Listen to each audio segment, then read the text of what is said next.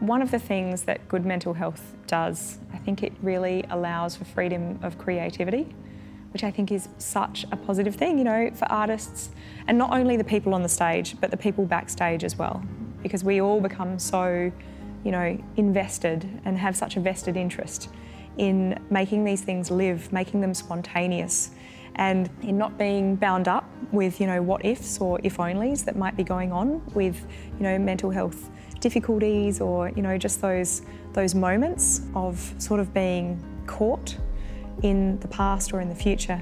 There's something that is very liberating, I think.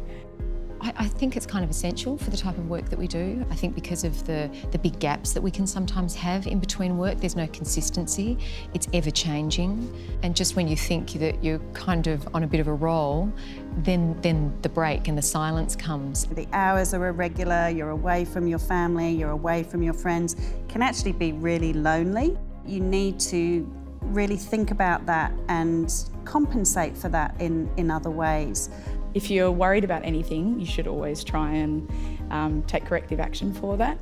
The best way to treat it is exactly like it's a physical kind of condition. Certainly as a singer, if there's something wrong with my throat, I go to the doctor because I need to be in full command of my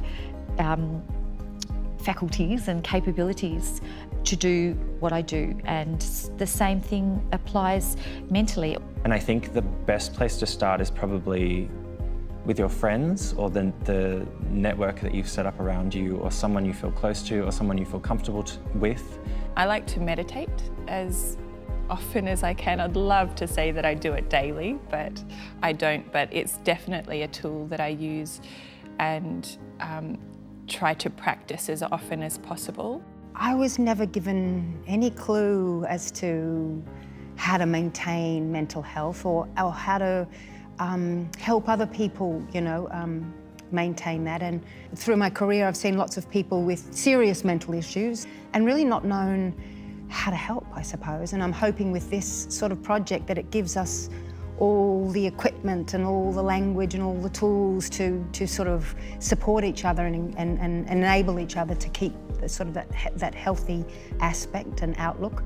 I hope out of the collective there is a bit more clarity and a bit more accessibility, I guess, to mental health aid for our industry, and not just performers, particularly people like crew and people behind the scenes who maybe don't get the same credit or the same recognition for the jobs that they do, which are, you know, supremely important for any project to work.